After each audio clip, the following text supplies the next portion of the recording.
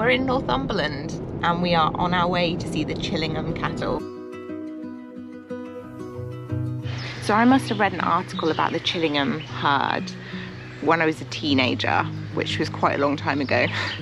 And ever since I read that article, I was like, one day I will make it to actually see the Chillingham herd. So it's taken 20 years or something, but we're finally here. The thing that caught my attention about the wild cattle 20 years ago was that they were completely wild and untamed, having been untouched by a human hand since medieval times. It's thought that for around 700 years the Chillingham cattle have been living isolated in the park. And yes, they're totally inbred, having a high degree of genetic uniformity, but somehow they're surviving, fit and healthy.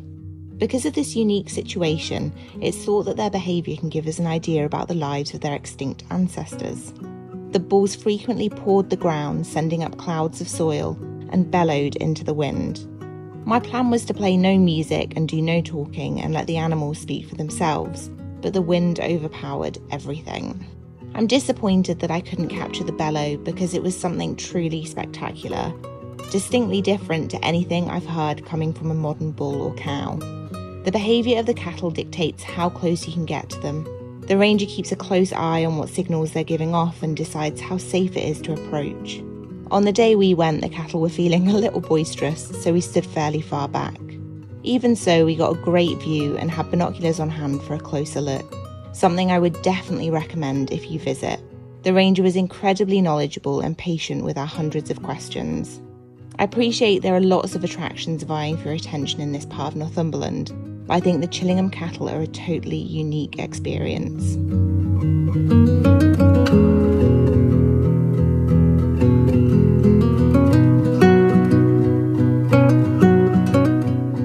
St Peter's Church is right next to the car park for the Chillingham Cattle Tour. It was originally built in the 12th century and is now an interesting mix of old and new. What I liked most about the church was the enormous tomb of Sir Ralph Grey and Elizabeth Montford, who both died in the mid-1400s. This must be the most well-preserved tomb of its age I've ever seen. The tomb features life-sized alabaster and sandstone effigies of the couple on their deathbed. Sir Ralph has an incredibly detailed lion at his feet, and his wife has some smaller animals which have unfortunately been lost to time. The base of the tomb is carved with saints, angels and bishops holding heraldic shields. The screen behind them depicts more shields, demi-angels and a ram's head.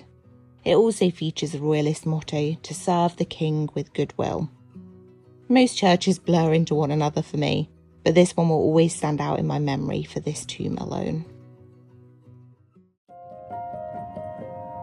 On our way through Anwick, we saw these cursed bottles in a pub window. In 1725, the landlord dropped dead after touching them, so his wife, assuming them cursed, locked them away in the window where they've sat undusted for 300 years.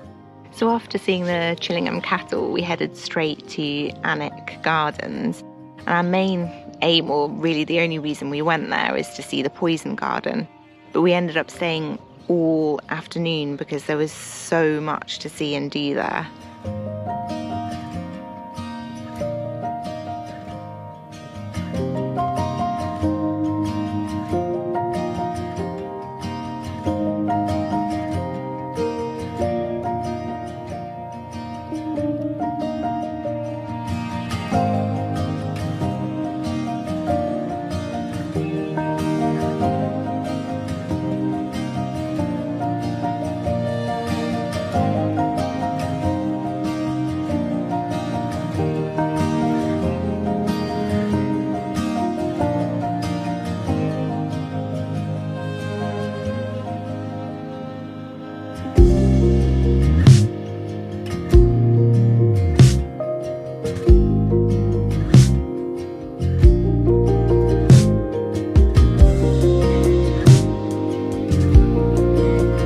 We weren't allowed to take any video of the poison garden, but here's a few pictures I collected along the tour.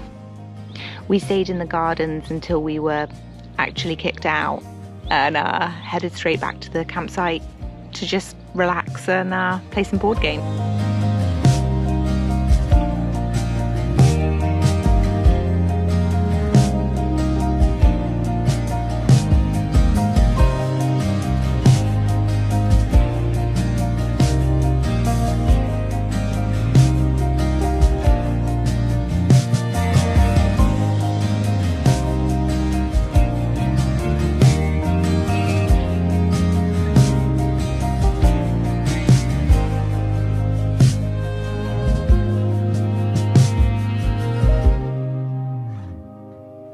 Northumberland, and on our way home, we stopped at the Japanese garden at Cowden, which isn't too far from Edinburgh.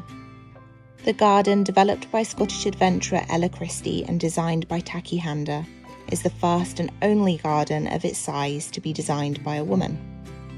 It's a stunning meld of Scottish and Japanese influence that I imagine is worth seeing at any time of year, this visit being in spring. Anyway, I feel like you've heard me talk enough for one video, so I'm just going to leave you with the sights of the garden and some of its inhabitants, which included an astounding number of tadpoles, leeches and newts.